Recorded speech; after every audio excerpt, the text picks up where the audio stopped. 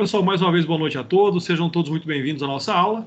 Nossa aula de hoje, então, nós vamos falar sobre traumatologia forense.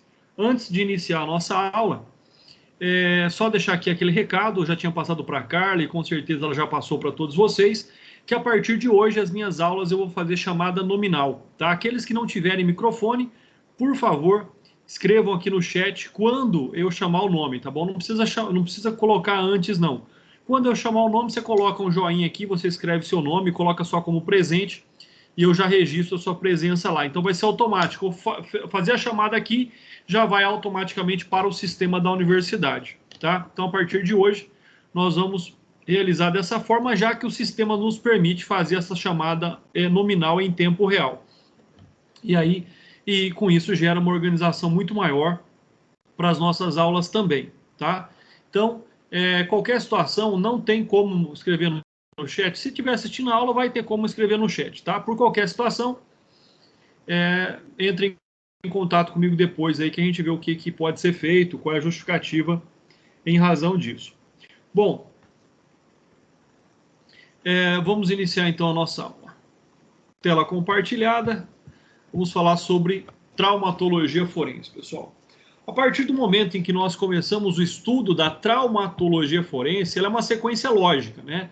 Nós já estudamos a introdução, a antropologia e agora a traumatologia. Na sequência, nós vamos ter o estudo da balística e a asfixiologia. Então, as próximas aulas já estão aí pré-determinadas também.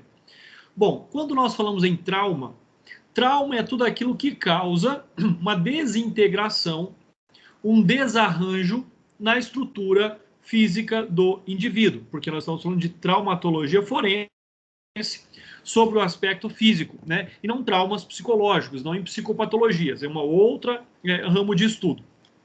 Então, quanto à traumatologia forense, nós vamos estudar então as energias que podem, de alguma forma, né, serem vulnerantes ao organismo humano, ou seja, são aquelas que desviam a normalidade do organismo humano, né? Então, esse trauma, por certo, ele vai causar uma lesão, e essa lesão tem um interesse jurídico, né? E, como eu disse, ela, então, vai alterar a estrutura oriunda de uma agressão ao organismo.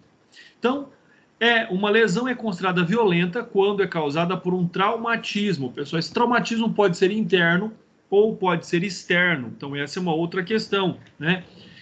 Essa violência, é importante dizer também que, para que esse trauma tenha algum interesse jurídico, né, independe se ele é culposo ou é doloso. Porque, como vocês já estudaram lá o artigo 129 do Código Penal, vocês viram lá a questão, por exemplo, do crime de lesão corporal. Mas existem tantas outras condutas que são aí inerentes e relativas também de interesse da traumatologia.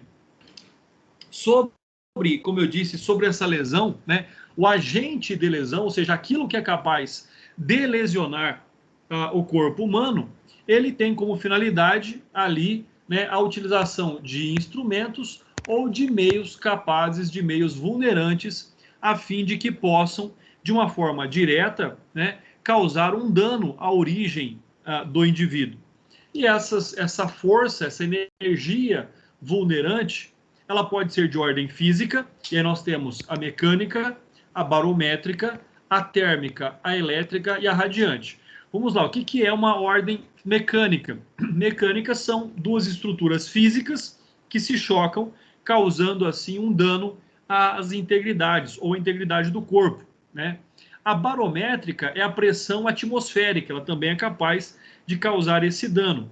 Nós temos também as energias de ordem térmica, calor, frio, elétrica, né? As pulsações elétricas, sejam elas de origem natural ou artificial, e as radiantes, que são aquelas que surgem em razão ali da desorganização dos átomos, né, ou da destruição dos átomos. Nós temos ainda as de ordem química, como os cáusticos e os venenos. E nós temos da ordem físico-química, que são as asfixias, seja também em meio líquido, gasoso ou até mesmo em meio sólido. Pessoal, é importante, mais uma vez, dizer que todas as perguntas, todas as dúvidas que vocês tiverem, fiquem à vontade aí para perguntar. Adriano, tem alguma pergunta? Tem algum exemplo dessa barométrica aí, André? Barométrica. Não é muito comum, né, nós ouvirmos falar das energias barométricas. Mas deixa eu te dar um exemplo bastante interessante, né? Imagina o que acontece, por exemplo, com o corpo humano quando ele é submetido, por exemplo, a uma pressão, seja uma pressão em razão... vou dar um exemplo muito melhor, vamos dar um exemplo prático. Sabe o mergulhador? A partir do momento que ele vai mergulhando, ele vai afundando, a pressão vai aumentando nele. Se essa pressão, por exemplo, não for controlada ou não houver uma forma de contenção dessa pressão, existe a ruptura ali das veias, né, dos segmentos liquosos do corpo humano. Então, dessa questão barométrica, tanto tem a questão da submissão do corpo a grandes altitudes, quanto a baixas altitudes. Então, quanto menor a altitude do indivíduo em relação ao mar, maior é a pressão que ele sofre atmosférica. Então, esse seria um exemplo. Tanto é que os mergulhadores, dependendo da profundidade que eles mergulham, eles têm que ir voltando aos poucos para que eles não sofram as consequências, né, de retomar uma pressão muito rápido. Então, o corpo tem que ir organizando a questão das trocas físico-químicas também, né, de oxigênio, de gás carbônico dentro do próprio organismo, em razão da pressão barométrica. O melhor exemplo, talvez o mais simples, seja aí do mergulhador. Entendeu, Adriano? Sim, não, saber o que é a barométrica, eu sei. Sim. Eu estava pensando como que alguém poderia causar essa lesão aí, né? Então, aí... É interessante, é possível, né? Sim, no causar essa lesão, né, tanto nessa questão do mergulho, por exemplo, em amarrar alguma coisa, vamos supor que um mergulhador está lá no fundo, ele tem oxigênio, mas ele é arrastado para o fundo ou para uma condição em que ele não consiga voltar, entendeu? Então são várias situações, como também colocar alguém dentro de um local fechado, ou você insere uma pressão muito forte dentro daquele local, como a compressão do próprio ar, ou também ao contrário, a retirada da pressão daquele local. Então, são duas situações. Pode acontecer em empresas, em locais em que existe isso. Logicamente que num ambiente aberto é mais difícil nós verificarmos essa questão da pressão, da energia barométrica. E vamos estudar um pouquinho sobre todas elas, então, e talvez a gente volta a falar mais sobre ela, né? Para que nós possamos começar, vamos compreender as lesões. Como eu disse, nós temos as lesões, que são energias aplicadas contra o indivíduo. Dessas energias, nós temos a energia ativa, ou seja, o agente vulnerante ele é ativo. Então, por exemplo, né, na hipótese ali de um corpo estar parado e ele então ele é alcançado por um objeto, por exemplo, um pedaço de pau. A energia ativa é do objeto vulnerante. Tá? O corpo está parado e ele é atingido por algo que está em movimento. Então, essa seria aí a hipótese ativa. Nós temos ainda a passiva. Qual é o exemplo de um agente vulnerante passivo? Né? Uma parede, por exemplo. Uma parede é um agente vulnerante passivo. Imagina que alguém é arremessado contra uma parede. O agente vulnerante, ele fica simplesmente parado, ele não está em movimento. Ou nós podemos ter o choque. Nós podemos ter ali tanto o agente vulnerante quanto a vítima, né, estar em movimento. E logicamente que isso é potencializado em situação de gravidade para a vítima, porque você tem ali, nós vamos ver um pouquinho também sobre as leis de Newton, sobre o movimento, as leis da física, sobre essa questão, né, do movimento. O quanto o movimento ele potencializa a energia que está sobre o objeto, o agente vulnerante. Então, são hipóteses que nós temos que sempre aí estar atentos sobre essa questão, sobre essa condição, tá? Então, sobre essas hipóteses, nós temos essas três possibilidades. Quais são elas? Né? Mais uma vez aí para que nós possamos compreender. O agente ativo, passivo ou misto. O agente está em movimento, o agente vulnerante está parado ou misto. Os dois estão em movimento. Tá? Dentro dessa classificação, nós temos as lesões em linha, que são as lesões cortantes, que seccionam os tecidos. Nós temos as lesões puntiformes, que são aquelas perfurantes, em que tem a característica de um ponto, né? Ela baseia-se na introdução de um objeto entre as malhas do tecido. E nós temos ali também as lesões de plano, que são chamadas de contundentes, aquelas que contundem, aquelas que não cortam, aquelas que não perfuram, mas causam uma lesão. Vamos buscar exemplos, né? Uma linha cortante, por exemplo, uma lâmina, onde ela vai seccionar ali as fibras do tecido, né? De ponto, na hipótese que nós temos sobre, por exemplo, um espeto, né? Uma agulha, ela na verdade ela não gera ali danos externos muito grandes. Por quê? Porque, na verdade, nós não conseguimos visualizar. Normalmente, a lesão ela é muito mais interna do que externa. Então, esse é um outro aspecto que nós temos sempre aí que ter em mente, ou seja, que as lesões pontiformes são aquelas que externamente não têm com tanta gravidade, mas elas têm um poder aí de lesão muito grande, já que elas podem atingir regiões do corpo, né, extremamente profundas. Então, isso é um determinante bastante importante.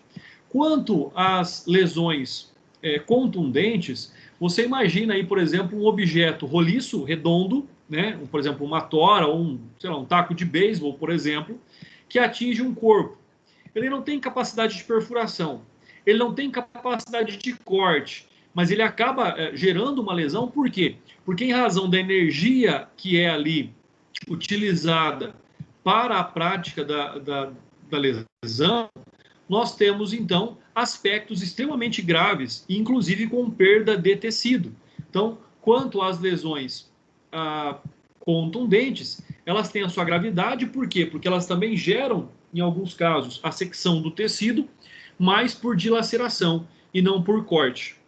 Então, quando nós tratamos aqui de conceituar, né, a traumatologia, nós podemos dizer que ela é um ramo da medicina legal que estuda os traumas, as lesões e os instrumentos e as ações vulnerantes com o objeto de esclarecer como se deram os fatos. Então, a grande finalidade da traumatologia, na verdade, é que buscar determinar, por meio da análise da lesão, qual foi o objeto e quando essa lesão de fato veio a acontecer.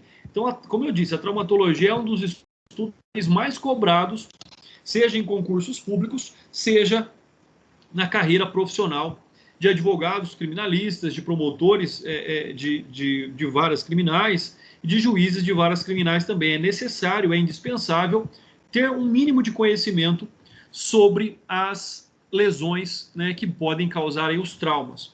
Como nós já falamos, nós temos lá a mecânica, a barométrica, a térmica, a elétrica e a radiante. Vamos ver, então, de como é que elas agem no corpo humano, causando, assim, as lesões, né? Para que nós possamos estudar aqui a energia mecânica, nós não podemos perder de vista as leis da física, né? Já que física e mecânica estão totalmente aí conectados, né? Então, o que nós temos? Nós temos o fato de que os agentes mecânicos transferem uma energia cinética, né, para a parte do corpo com que tenha contato. Então, essa energia cinética na verdade, ela pode ser produzida de várias formas, tá? Seja por um objeto sólido, seja até por objetos líquidos ou de acordo com outros incidentes ali que podem ser utilizados para causar essa lesão. Então, nós temos que observar que parte do corpo que tenha contato com essa energia vai gerar um dano à sua integridade física, estando ele em repouso ou em movimento. E eu tenho certeza que alguém aí já começou a pensar como é que um objeto líquido pode causar aí uma ação vulnerante no indivíduo. Pessoal, é muito simples, tá? Eu vou falar um pouquinho mais sobre isso depois, mas só para vocês terem uma ideia, a partir do momento em que uma pessoa cai de uma determinada altura, por exemplo, na água, ela, conforme ocorrer essa queda, a água vai ter a mesma resistência de um objeto sólido, né? Então, acontecem aqueles saltos em altura, mas a pessoa ela tem que entrar na água numa condição e numa posição que ela consiga romper essa resistência, né? E, logicamente, não sofra ali as lesões. Porque se ela cair, como nós conhecemos, pranchado ou de barriga, é como se ela estivesse caindo no meio sólido. Muitas pessoas que pulam de pontes, por brincadeira, acabam morrendo porque perdem o fôlego, porque perdem a consciência, como se tivessem caído em meio sólido. Então, né, o exemplo que nós temos aqui, por exemplo, de energia mecânica, seria a colocação de um tijolo sobre uma cabeça. Haverá ali, então, não haverá uma lesão.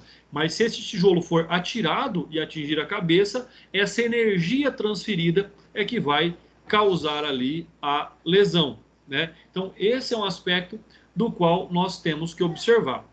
Com relação às leis de Newton, e aí vocês acharam que no curso de Direito vocês não iam estudar física, é extremamente importante conhecer aí as 4 leis de Newton, né? E ele traz aqui para nós uma fórmula, que energia é a massa vezes a velocidade ao quadrado.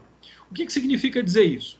Todo corpo continua em seu estado de repouso ou de movimento uniforme e em linha reta, a menos que seja forçado a mudar aquele estado por forças aplicadas sobre ele. Então, se ele está em movimento, somente uma força é que agirá sobre ele para tirá-lo do movimento. Se ele está parado, qualquer corpo precisará de um impulso, de uma força, para que ele, né, saia do estado de inércia e vá para o estado de movimento. A segunda lei de Newton diz que a mudança de movimento é proporcional à força motora imprimida e é produzida na direção de linha reta a qual aquela força é aplicada. Então, para sair da linha reta, logicamente que também existe aí a necessidade de uma força que se imprima sobre o lado, o momento ali em que essa força será objeto de análise.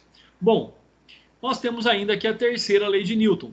Toda ação há sempre uma reação oposta e de igual intensidade, tá? Então, essa é uma outra lei extremamente importante, ou seja, de que a ação sempre gera uma reação, e pela lei de Newton, oposta e de igual intensidade.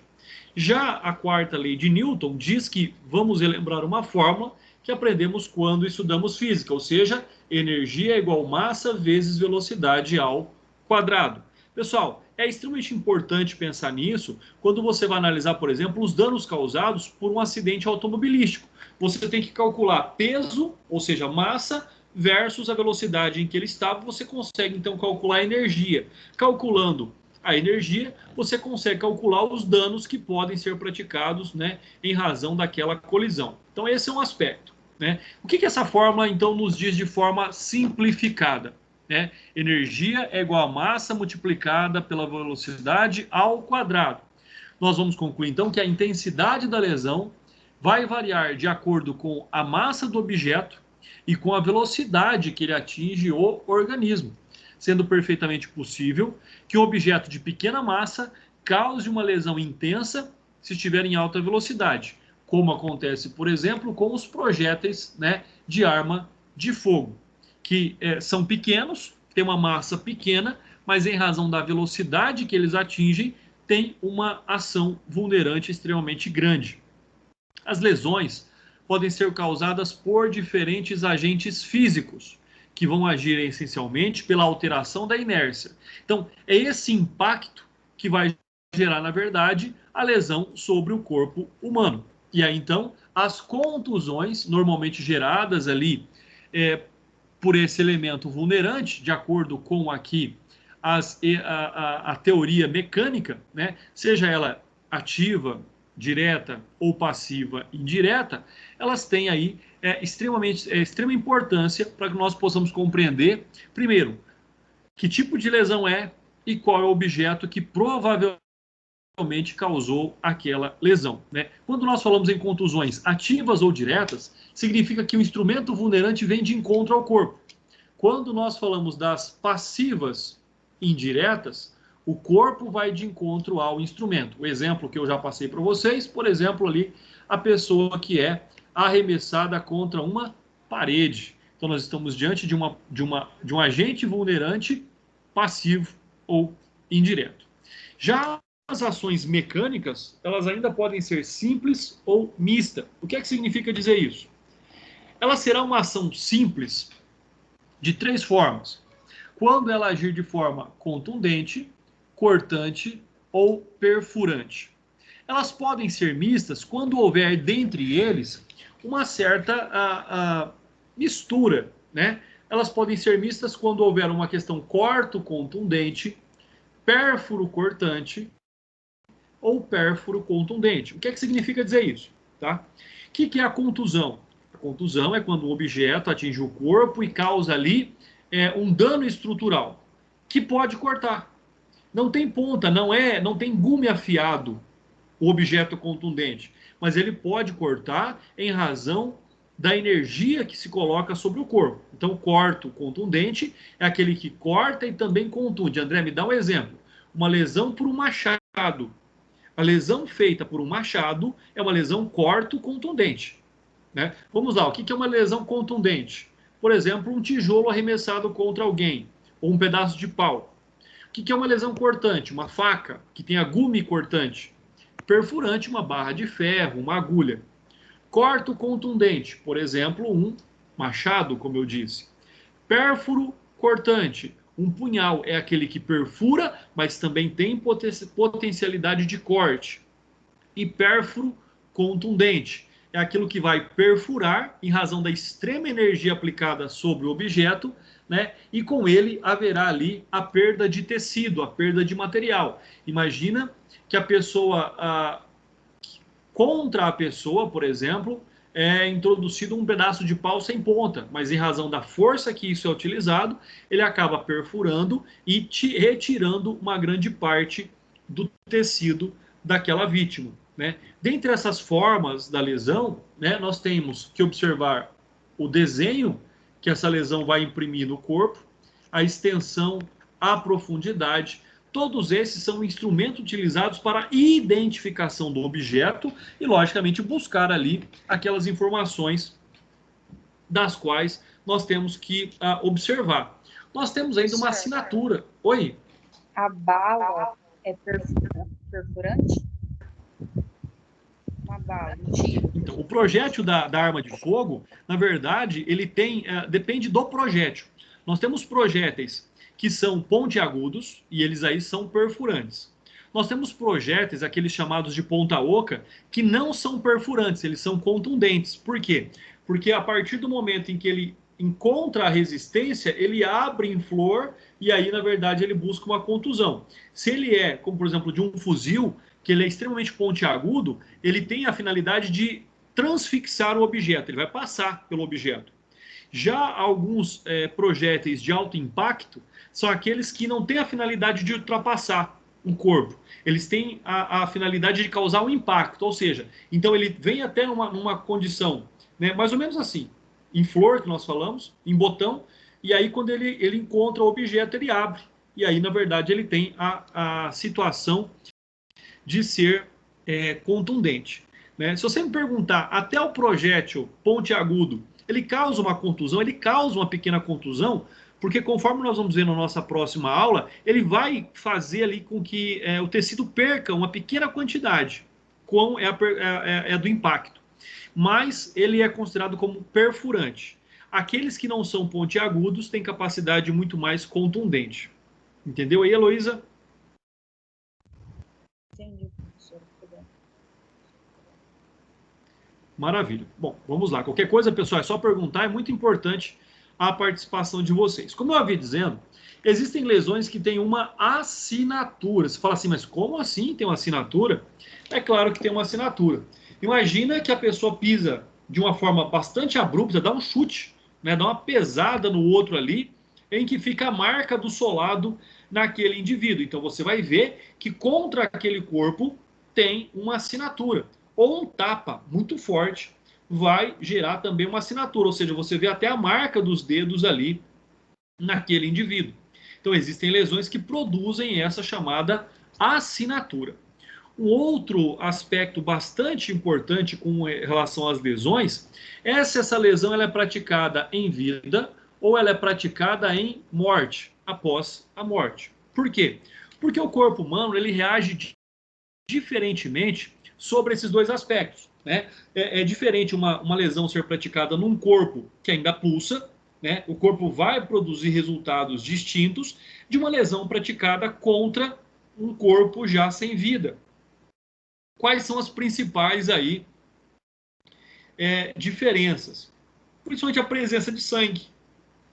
Num corpo que ainda tem reações vitais, você vai ter ali o bombeamento de sangue, fazendo com que tenha uma maior expulsão de sangue do organismo. Uma lesão num corpo já sem vida vai apresentar uma quantidade muito menor de sangue, assim como também a questão dos sinais, né, cromáticos que ficam no organismo, entre o avermelhado, o arroxeado. Isso também muda muito em relação quando a lesão é praticada num corpo com vida, em relação de uma lesão que é praticada num corpo já sem vida. Então, todos esses aspectos são extremamente importantes quando nós analisamos aí as lesões, ou seja, a traumatologia forense. Então, mais uma vez, fica aí essa ressalva com relação às hipóteses variantes em relação à lesão, como eu já disse, praticada em um indivíduo com vida e em um indivíduo já sem vida, né, num corpo já sem vida. Quando essas lesões são feitas num cadáver, né, a pessoa morre logo após a agressão, as escoriações assumem aspecto de pergaminho. É diferente de uma lesão que é praticada contra alguém que ainda está vivo.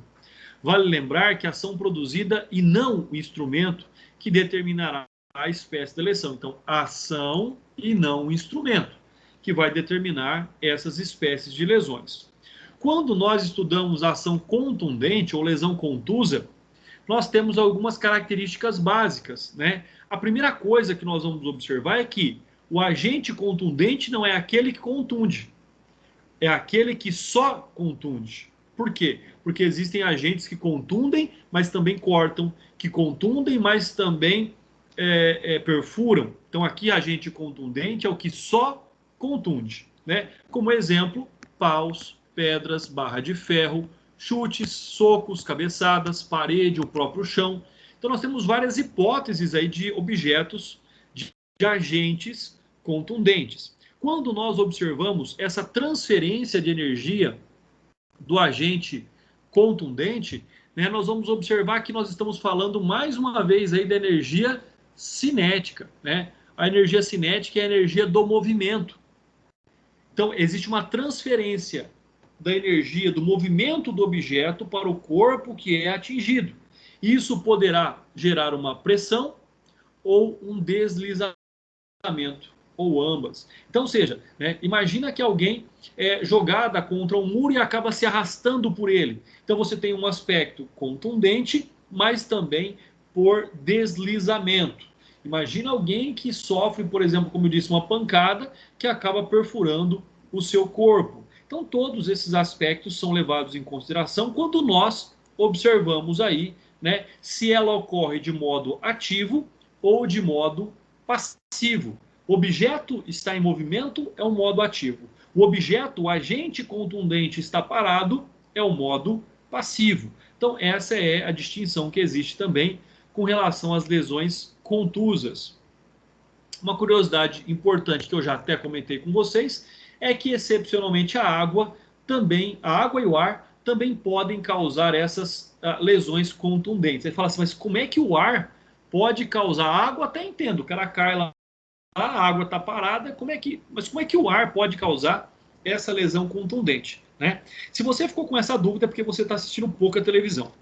Quando nós vemos filmes, e principalmente filmes de guerra, ou filmes em que haja algum tipo de violência, quando explode uma bomba, por exemplo, o que a bomba faz? A bomba ela causa um deslocamento de ar. E esse deslocamento de ar cria ondas cinéticas que atingem o indivíduo, por exemplo, derrubando ou jogando para longe do local onde ele estava. Então, o ar e a água, excepcionalmente, podem gerar lesões contundentes. E não somente a água, mas o ar também é capaz, por esse deslocamento das ondas, né, que ocorrem aí quando explode, por exemplo, uma bomba. Né? Por que vocês viram lá, acho que foi no Líbano, explodiu as bombas no porto lá, explodiu lá um armazém no porto, e as vidraças dos prédios em volta quebraram, porque houve esse deslocamento de ar. Então, por esse deslocamento de ar, também pode aí se causar, pode também gerar aí a lesão contundente. Então, é bastante importante que nós possamos observar. Essas lesões contundentes, elas podem ser fechadas ou abertas. O que significa, pessoal, quando vocês tiverem dúvida, é só chamar, tá bom? Elas serão fechadas quando você não tiver acesso à parte interna do organismo. Você não tiver ali o escape, né, vamos dizer assim, de fluidos corporais. Então, por exemplo, né, se eu fizer uma pergunta aqui para vocês, para que serve a pele humana? O que vocês me diriam? Alguém teria alguma resposta? Qual é a finalidade da pele humana?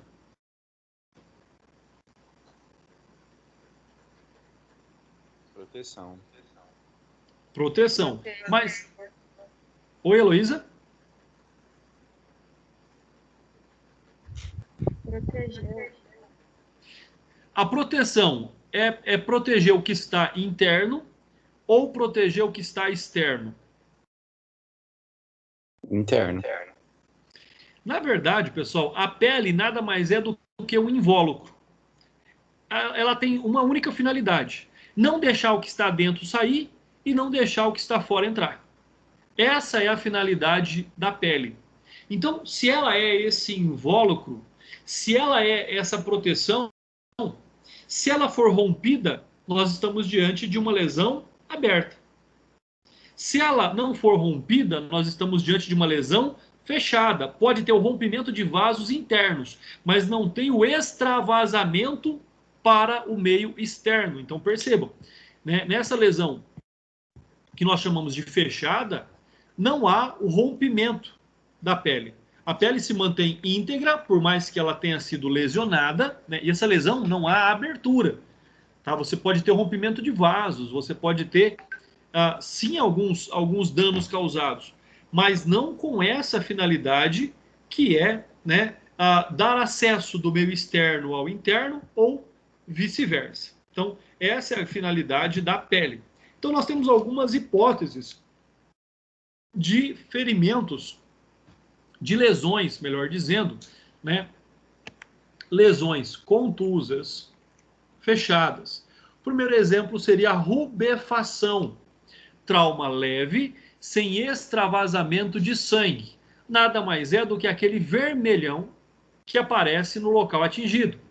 E ele vai ali sumir, né, entre 10 minutos e 24 horas, dependendo da área que ele foi atingida. Então, na verdade, nós estamos falando dessa rubefação, tá? É um trauma extremamente leve, né? Alguns autores classificam ela como vias de fato e não como lesão. Ela nem seria, dependendo da extensão que ela tomar, nem seria considerada uma lesão corporal de natureza leve, né? Mas normalmente ela está ali dentre as vias de fato. Como, por exemplo, um tapa de mão aberta, né? Não configura lesão corporal, mas configura vias de fato. Mas nós estamos falando de uma rubefação, é aquela vermelhidão, aquele vermelhão que aparece. Por quê? Porque você tem uma vasodilatação das veias ou ali da estrutura do indivíduo que vai gerar uma maior concentração de sangue naquele local. Olha aí o exemplo, né, da rubefação, é aquele vermelhão que atinge o indivíduo, tá? Não tem uma estrutura, não tem uma alteração na estrutura física, bem dizer, ou se tiver, muito pequena, né? Mas você tem mais uma questão de coloração. Agora, nós temos também a tumefação. O que é a tumefação? É o contrário, ela gera uma palidez. Prestem atenção, a tumefação gera uma palidez, ela é o contrário da rubefação, né? E você tem também aqui um inchaço. local atingido como a hiperemia ao redor e um trauma mais intenso do que a rubefação, né? O exemplo aqui, o colega deu uma martelada no dedo, ou prendeu o dedo na porta do carro, na porta de casa, né? Quem nunca prendeu o dedo na porta do carro e ficou com aquela ponta do dedo branca por alguns minutos ali, né? Às vezes inchou, às vezes não, mas não chegou a ter também ali uma fluidez maior de sangue. Normalmente acontece o contrário, acontece uma palidez. É como se tirasse o sangue daquela pequena região do corpo. Nós temos ainda aquilo que nós chamamos de equimose, e aí vai começando a se agravar a extensão dos danos. Tá? A equimose, na verdade, já é uma infiltração hemorrágica, o rompimento das veias, dos vasos sanguíneos, né, faz com que o sangue, né, entremeie ali as fibras do corpo humano. E isso vai gerar, então, uma maior gravidade do fato. Ela vai gerar aí uma coloração mais intensa na pele em razão desse rompimento dos vasos, tá? Então vai gerar uma coloração mais intensa. Só aparece se a lesão for feita em pessoa viva. Olha só, não existe equimose em pessoa morta. Não existe equimose em pessoa morta, somente em pessoa viva. Elas podem ser tanto superficiais como profundas. Podem demorar até para aparecer. De 4 a 5 dias. Então, às vezes, a pessoa leva a pancada, o impacto, e aí só vai apresentar equimose de 4 a 5 dias depois. Tá? As equimoses, elas podem também ser subclassificadas. Tá? As primeiras são chamadas de petequias. Tá? Vamos até colocar aqui em outra cor, peraí. As equimoses, elas podem ser subclassificadas, e a primeira delas são as petequias. Equimoses pontiformes, ou seja, são pequenos pontos de sangue, né, do tamanho ali da cabeça de um alfinete, frequentemente quando ocorrem mortes rápidas, por asfixia ou até mesmo por coqueluche.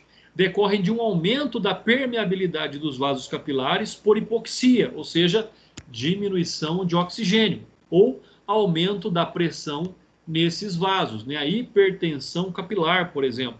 Então, a petequia, nós temos aqui o exemplo, olha só, uma figura aí que vai determinar para nós o que é a petequia. São as pequenas manchas que são geradas ali na pele, que vão determinar ali como é que a lesão foi, então, praticada. Nós já vimos, né? Ela vai ser praticada como? Em razão aqui de frequentes, né, pela ausência do oxigênio ou aumento da pressão dos vasos. Então, isso gera as chamadas petequias.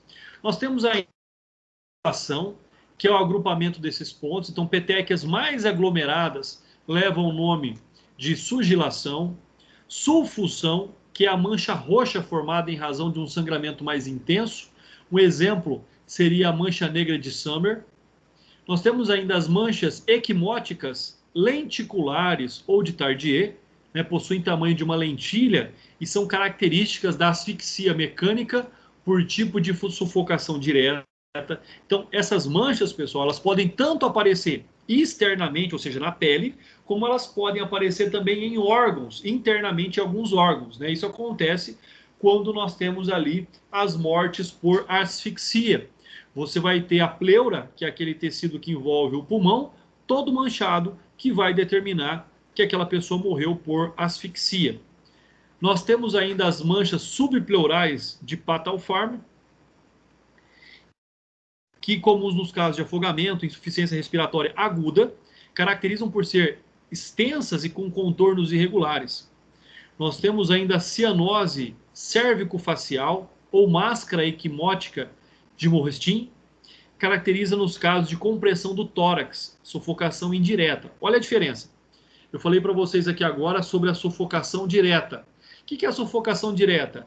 A interrupção das vias aéreas superiores, né, da entrada do ar. Isso é sufocação direta. O que é a sufocação indireta? Por exemplo, se alguém impedir, pela pressão do tórax, que a pessoa faça um movimento de respiração. Então, nessa hipótese, se você comprimir muito o tórax, a pessoa não consegue respirar porque ela não consegue fazer o movimento de respiração, de troca gasosa. E aí nós temos uma sufocação indireta, tá? Então, ela vai gerar consequências, vai gerar ali, na verdade, sinais característicos de como aquela morte aconteceu. E aqui ela vai gerar o quê, então? Na verdade, ela vai gerar essa máscara equimótica, a cianose do rosto. O rosto fica azulado pela ausência do oxigênio, tá? Ou violáceo. Nós temos também as equimoses perianais ou vulvovaginais. São decorrentes de parasitóides locais ou alterações dermatológicas provenientes de coceira. Então, essa é uma outra característica, mas é um sinal também, é um sinal característico dessas situações, tanto no pênis quanto na vagina, em razão de parasitas ou em razão de coceira. Questões dermatológicas geram essas mesmas sinais, essas equimoses. Nós temos ainda a mobilidade equimótica. Mas a mancha anda, ela vai se alterar, tá? Quando é que acontece a mobilidade equimótica, né? Elas vão se deslocar do ponto de contusão para regiões mais afastadas. Equimoses profundas, que somente se tornam visíveis após cerca de 4 a 5 dias. Na verdade, não é que ela vai mudar de lugar, mas ela vai aparecer posteriormente em outros locais também. Nós temos ainda a equimose por retrofaringeana, ou, né, de Brodel, comum em situações de constrição do pescoço, seja ela em razão da constrição da faringe ou contra a coluna vertebral. Então, isso pode acontecer, por exemplo, em razão, né, de laços que são utilizados, ou simplesmente pela esganadura ali dessa constrição, tá? Nós temos ainda a equimose nos tecidos moles subjacentes à pele do pescoço, que indica o estrangulamento, o enforcamento, a esganadura, a contusão local.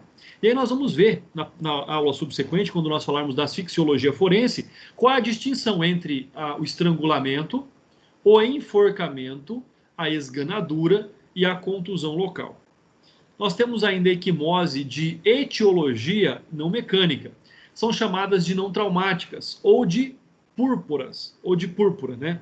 Que decorrem de entidades mórbidas que envolvem, deixando manchas arroxeadas pelo corpo. Isso é em razão, né, dos próprios efeitos abióticos da morte. Existem ainda equimoses causadas pela emoção, tá? Crianças, por exemplo, que choram demais, elas acabam ficando avermelhadas, arroxeadas, né? A criança está ficando roxa de tanto chorar. Pode acontecer. Por quê? Porque existe um aumento da pressão e isso pode gerar as equimoses. E aí nós vamos para uma segunda etapa, mais grave ainda, que é o hematoma. Pessoal, para nós, enquanto leigos, tudo é hematoma, né? Qualquer sinal é um hematoma, mas não é. O hematoma, ele tem que gerar o quê? O hematoma, né, sai ali da rubefação para a equimose, até chegar no hematoma, ele tem que gerar um extravasamento dos vasos. O sangue rompe os vasos. Isso vai gerar o quê? Um maior volume. E isso vai gerar o afastamento dos tecidos, a compressão de tecidos do corpo humano. Então, nessa compressão, vamos ter o que ali nesse hematoma? Espaços serão preenchidos por sangue, né? E isso vai gerar bolsas de sangue. E isso é um hematoma. Se ficar aquela bolsa, aquele extravasamento, né? Aquele levantamento ali dessa coleção sanguínea, é onde nós teremos um hematoma. Então, por muito que vocês ouviram falar de hematoma, ou muitas vezes que vocês atribuíram uma lesão ao hematoma, de fato não o era, tá? Normalmente os hematomas, eles são mais comuns e são mais graves quando ocorrem na cabeça, tá? Por quê? Porque você também tem um aumento da pressão intracraniana. E aí, uma das medidas é furar a cabeça do indivíduo para deixar que aquele sangue saia, para que diminua ali a pressão intracraniana. Por isso que em algumas cirurgias em que há essa necessidade ou ocorre esse extravasamento de vasos, a pessoa tem uma válvula, né, naquele local da cabeça que serve exatamente para que quando a pressão aumente, você possa retirar o líquido que está causando a pressão na cabeça do indivíduo.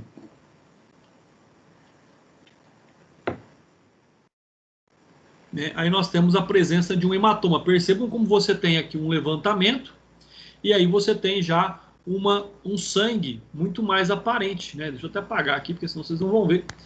Mas tem um sangue muito mais aparente naquela região, naquele local.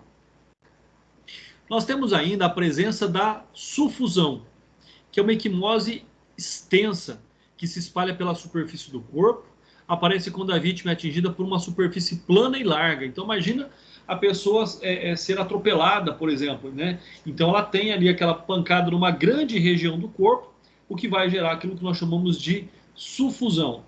Nós temos ainda a bossa. A bossa, pessoal, é aquilo que nós chamamos de galo. Então, quando você teve um galo, quando você caiu lá e bateu a cabeça, por exemplo, a testa é chamado de bossa. Aquele inchaço que ocorre, aquele hematoma, é em razão da profusão da pele, né? São os famosos galos. A bossa ela pode ser tanto sanguínea quanto linfática, né? Sanguínea, logicamente, com um rompimento de vasos. Linfática por aquele líquido incolor e amarelado que ocorre também em algumas lesões dessa natureza. Para quem joga bola, com certeza já teve aí um entorse ou uma luxação, tá? Entorse é em razão dos músculos, né? Dos ligamentos. É um estreitamento da cápsula aí de uma articulação, com ou sem a ruptura. Já a luxação é uma desarticulação total ou parcial do osso, tá? Então é diferente. Entorse muscular, articulação, luxação óssea, tá? A luxação sempre vem acompanhada de um entorse. Então, na luxação você vai ter um entorse para depois. Mas o inverso não é verdade. Você pode ter um entorse sem ter uma luxação, mas toda luxação será precedida de um entorse. Fratura. Fratura pode ser interna ou pode ser externa, né? A fratura nada mais é do que a ruptura óssea do indivíduo por uma ação direta naquele local. Ela não suporta a energia que foi colocada. O osso não teve resistência necessária para resistir à energia que foi imposta contra ele. Essa a fratura pode ser aberta, né? Quando você tem uma permite que permita ver o foco da fratura, ou ela pode ser fechada, que não se comunica com a parte externa do corpo, ou fragmentada. As fraturas podem ocorrer por compressão, flexão ou torção. Então, uma fratura exposta é uma fratura aberta, né? Uma fratura que não é exposta é uma fratura fechada. Então, são outras questões bastante importantes também. Mas a fratura ainda, ela pode ser exposta, é aquela que exibe os fragmentos ósseos, tá bom? Conforme nós já falamos. Nós temos ainda aqui a hipótese da rupturas ou lesões por roturas, né, viscerais. É quando você não vê, mas as vísceras, o pâncreas ou qualquer outro, o baço, por exemplo, é um órgão muito comum em se romper em razão de impactos, né? O baço normalmente é o primeiro órgão que rompe ali. O trauma atinge as vísceras, corre a ruptura de órgãos internos em razão do impacto, seja pela compressão forte ou pela compressão progressiva. E aí aquilo que nós falamos agora há pouco, né? Em razão também da questão barométrica. Ela pode acontecer, inclusive, em razão da expansão gasosa ou também no vácuo, por sucção, né? Causada sequencialmente pela explosão, pela blast. E é possível ainda que haja rotura parcial e que os sinais apareçam após algumas horas. Para quem está acompanhando as notícias, nós tivemos lá mais uma sonda, um rover, né, na verdade, que chegou em Marte, e aí é a grande preocupação, né? Por que o astronauta tem que usar aquelas roupas no espaço? Porque nós temos uma questão barométrica diferente. Marciana, desculpa, não tinha visto aqui a sua mão levantada. Qual que é a sua pergunta?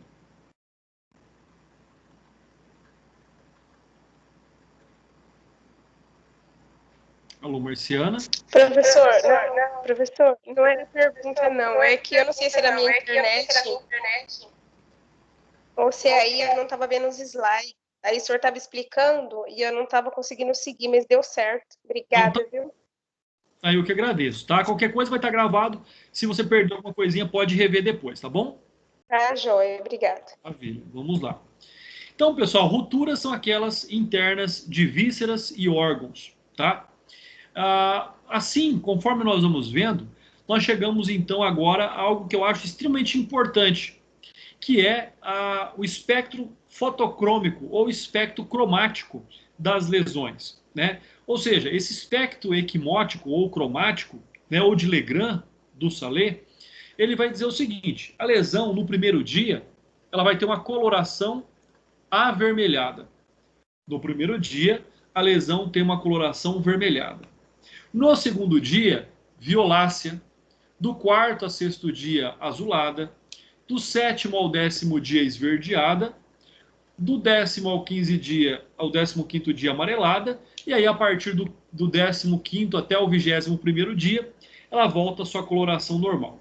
Então, o que nós temos a respeito disso, né? Desse espectro equimótico das lesões, pessoal? Isso aqui, logicamente, que não é uma reação que vai acontecer em todos os órgãos do corpo humano, tá? Não é isso, tá? Nós temos exceções. Por exemplo, no escroto você não vai ter essa evolução cromática. No globo ocular você não vai ter essa evolução cromática, tá? No couro cabeludo você não vai ter essa evolução cromática. Mas na pele, em algumas regiões, você tem. Então, via de regra, existe essa evolução cromática, que ela vai te determinar a idade da lesão, e ela é extremamente importante. Imagina que você é delegado, a pessoa chega lá alegando que sofreu uma agressão hoje, e você vê que aquela agressão já está ali numa coloração esverdeada, ou seja, já faz pelo menos uma semana que essa pessoa foi agredida, mas só está procurando a autoridade policial agora. Então, são aspectos extremamente importantes aí que nós temos que compreender, tá? Então, com relação às exceções, né, por exemplo, as equimoses conjuntivas ou conjuntivais, né, nos olhos, elas permanecem vermelhas até o desaparecimento, em razão de uma densa vascularização. No globo ocular, a lesão aparece vermelha e se desenvolve vermelha até a cura permanente. Você vê que quando a pessoa tem alguma ruptura de vaso nos olhos, vai ficar vermelho só. Por quê? Porque existe também ali uma grande oxigenação nos olhos, o que vai tornar e vai deixar essa hemoglobina sempre viva. Lá na bolsa escrotal, né, permanece vermelhas até desaparecerem também, em razão também de uma grande vascularização. No couro cabeludo, quando recentes, são de cor vermelha escura, e quando antigas, né, tem já um tom ali amarelado. Ela não vai passar por todas essas colorações que nós falamos anteriormente, mas são exceções, tá bom? E aí nós temos uma pergunta. O que as equimoses nos trazem de informação? Por que elas são importantes? Primeiro, que havia vida no momento da agressão e que já o extravasamento depende de haver circulação. Por quê? Porque num corpo sem vida você não vai ter esse espectro de coloração da lesão. Quando toma um formato, o agente causador do objeto, se é um objeto redondo, se é um objeto angular, se ele tem alguma forma que ficou impressa no local da lesão. Em razão do local em que se localizam, podem surgir tipos de agressões, como crimes sexuais, de lesão de defesa, por exemplo, né? Um dos exemplos mais comuns aí de lesão de defesa é a agressão no antebraço, porque normalmente é sempre a posição que a pessoa vai utilizar para se defender. Então não é uma lesão de agressão, mas é uma lesão de defesa normalmente. E o exame da coloração dá indícios também de quando a agressão foi, então, causada, tá?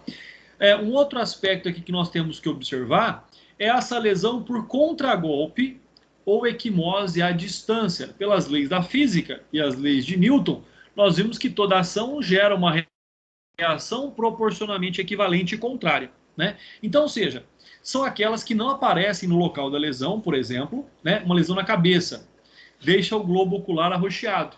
Isso acontece em razão de uma ação da gravidade sobre o sangue, né? Ou em razão de efeito sistêmico, em que o trauma exerce no organismo. Às vezes você tem a lesão num local e vai aparecer ali a equimose numa outra região do corpo. Isso pode acontecer também, né? Nós temos ainda o sinal do zorro ou do guaxinim. Os olhos ficam roxeados, porém a lesão não é nos olhos, e sim na cabeça. Então, nós temos imagens aí para verificar, né? Esse é o sinal do Zorro. A pessoa leva uma pancada na cabeça e o olho fica arroxeado, né? É muito comum vocês verem essa lesão também, né? Em razão de cirurgias plásticas, né? Nasais também. O olho não foi atingido, mas ele vai ter ali esse sinal em razão de uma lesão, no caso aí, produzida medicamente. E nós temos ainda o VIBSE, que é a equimose em forma de faixa, né? Cada 2 faixas equivalem a uma pancada. Por quê? Porque, na verdade, você tem ali no centro um esbranquiçado que vai determinar que ali foi o local do impacto. Isso porque a compressão brusca de uma superfície, ela foi comprimida no seu centro, fecha os vasos do local, atingindo assim, então, esvaziando o sangue para as regiões laterais, para as regiões cilíndricas. Então, cada 2 faixas, uma pancada, tá? Ocorre de formas cilíndricas e atinge normalmente a pele, né? Normalmente acontece aí em razão de barras de ferro, cacetetes, pauladas de uma dimensão não tão larga, e isso vai gerar aí esse VIBSE. Nós temos, em razão disso, uma diferença bastante interessante nessa nossa análise, né, entre a equimose e o hematoma, para que vocês não esqueçam mais sobre esses 2 temas. A equimose é o sangue se infiltra nas malhas do tecido subcutâneo, ou seja, abaixo da pele. Isso é equimose.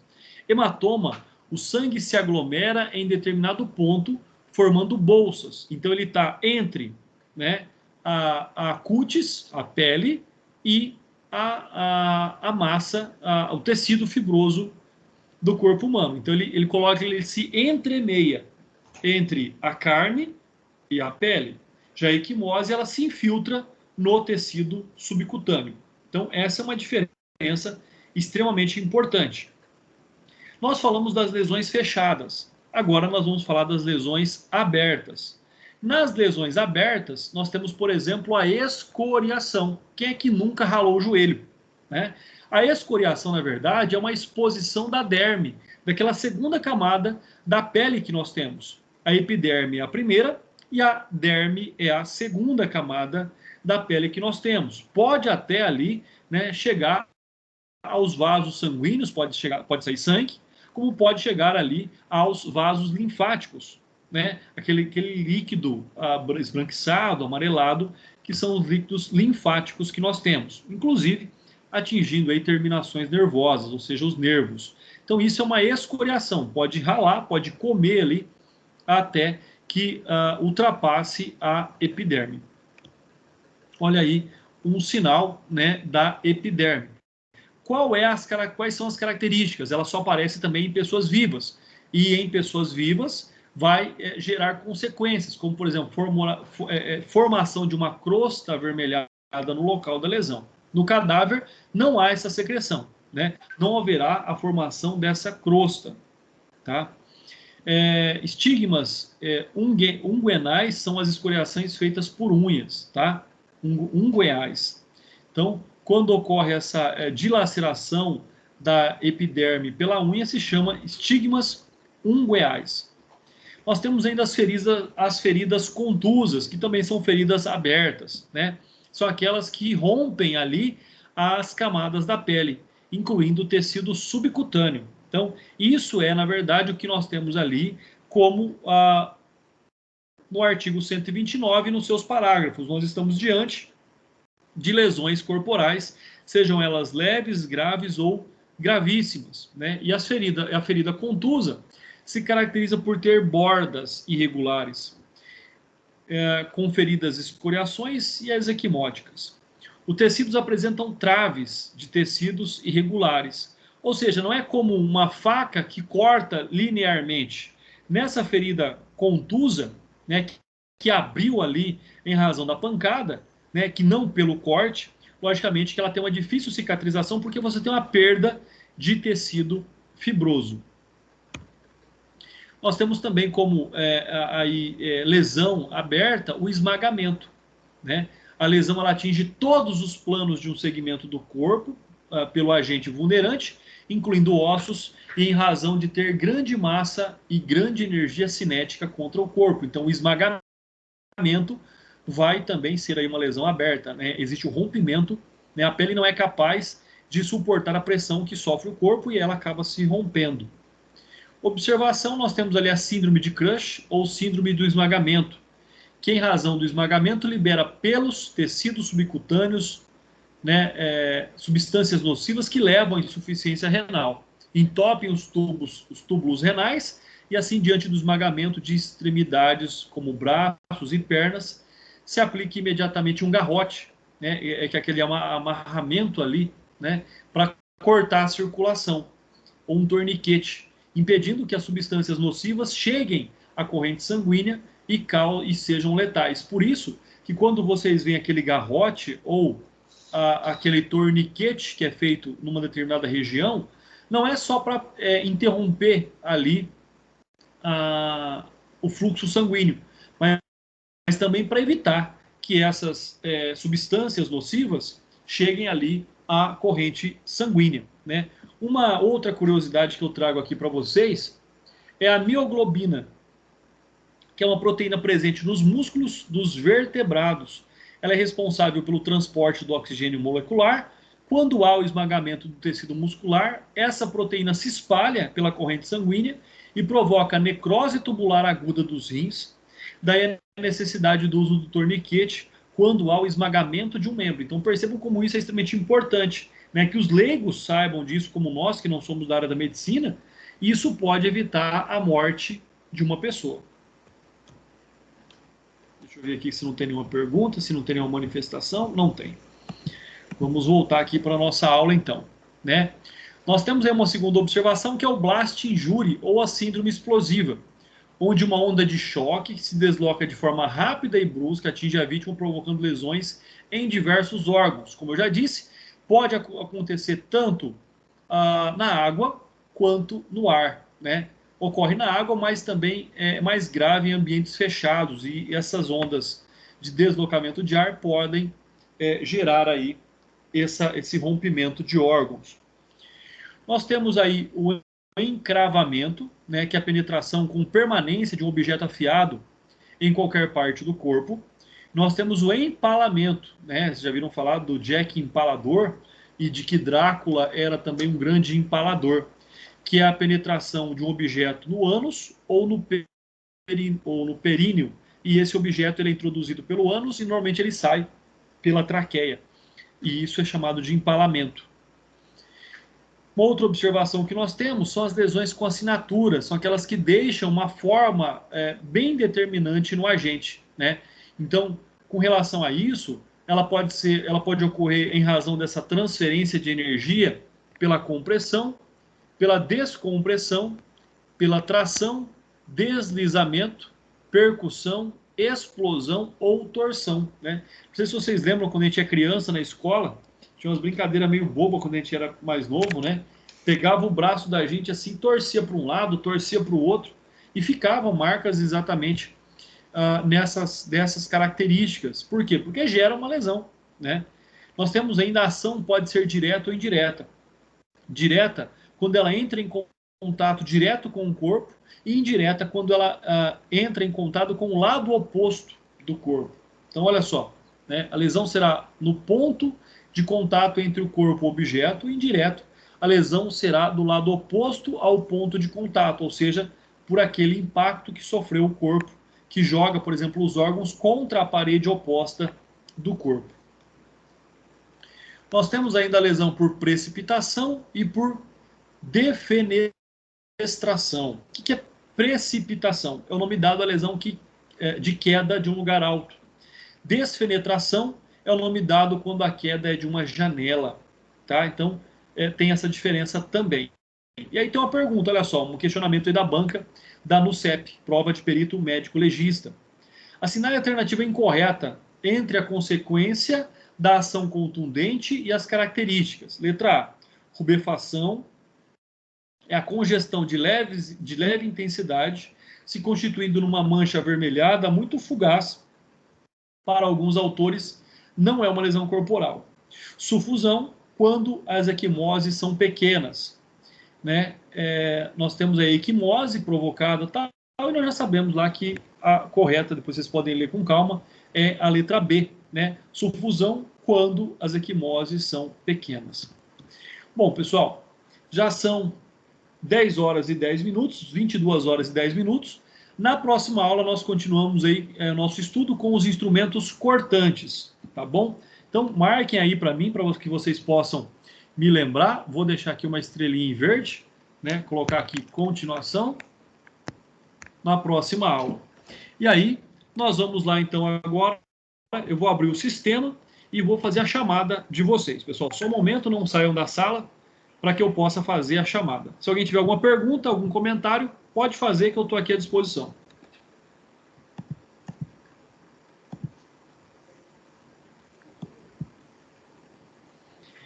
Pessoal, enquanto eu estiver fazendo a chamada, aqueles que não tiverem microfone, manifestem pelo chat, por favor, tá bom? Não tem problema, eu vou ficar de olho no chat aqui também, para estar acompanhando a manifestação de vocês. Deixa eu abrir o sistema agora da universidade.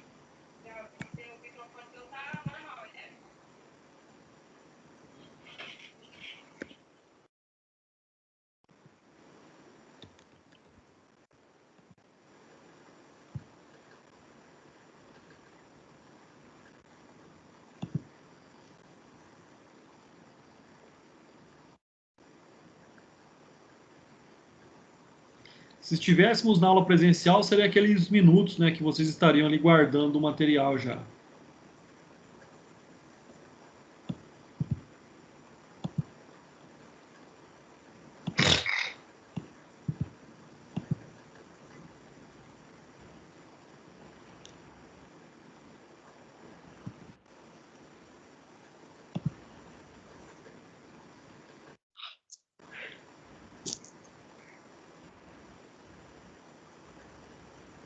Pessoal, vamos lá então. Adriano.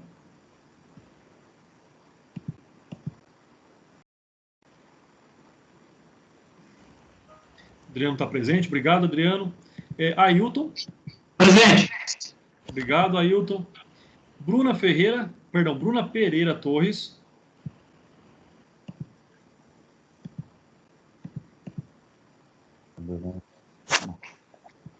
Alô, Bruna. Delgo está aí presente?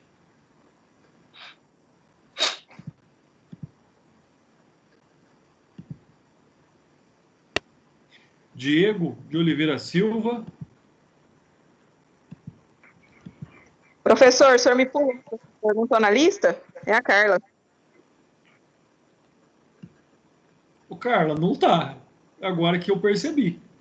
Eu não tô, porque provavelmente eles não liberaram para vocês a lista do FIES ainda. E o meu FIES já tá ok, graças a Deus. Carla, nessa situação, só começa a contar, então, a sua ausência ou presença quando o seu nome foi inserido, tá bom? Enquanto não foi inserido, não será computado nem ausência e nem presença, tá bom? O importante é que você participe.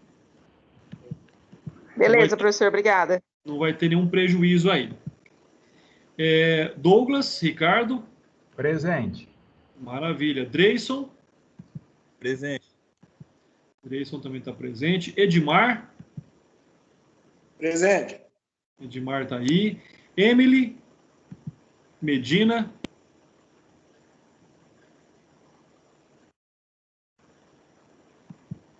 Alô, Emily. Heloísa. Presente. Maravilha. Isabela Mininel. Presente. Juliana Lopes. Alô, Juliana. Oi, a Juliana está aí? Não. Juliana Messias.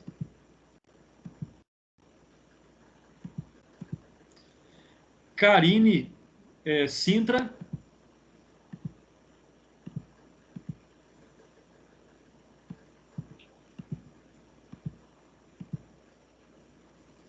Kátia, o Adriano já justificou que ela teria ido para o pronto-socorro. Kimberly. Kimberly está presente. Lilian Beatriz está presente.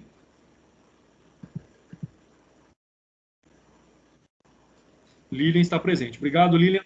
Luan está presente. Presente, professor. Lucas Caldeira. Presente. Marciana. Presente. Matheus Henrique. Presente. Natália Chamas. Presente. Paulo Sérgio.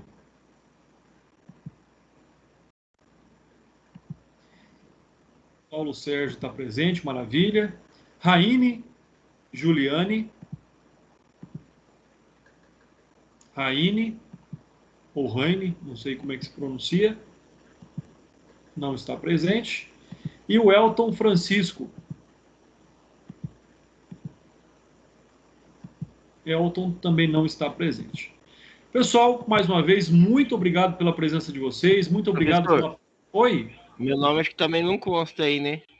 Marcelo, também não consta, tá? Não... Mas aí da tá mesma bom. forma, não haverá nenhum prejuízo, tá bom? Ah, tá bom. Tudo bem, senhor. Obrigado, viu? Obrigado, senhor. Pessoal, então, como eu dizia, mais uma vez, muito obrigado pela presença de vocês. É muito bom ouvir vocês respondendo chamada de novo, né? Vocês não sabem o quanto isso é importante, isso nos coloca aí mais próximos. Eu não consigo vê-los, mas ouvi-los já nos traz aí uma certa satisfação. Um forte abraço, fiquem com Deus e até a semana que vem, pessoal. Tudo de bom. Obrigado. Boa noite. Boa noite. Boa noite, um abraço. Igualmente. Boa noite.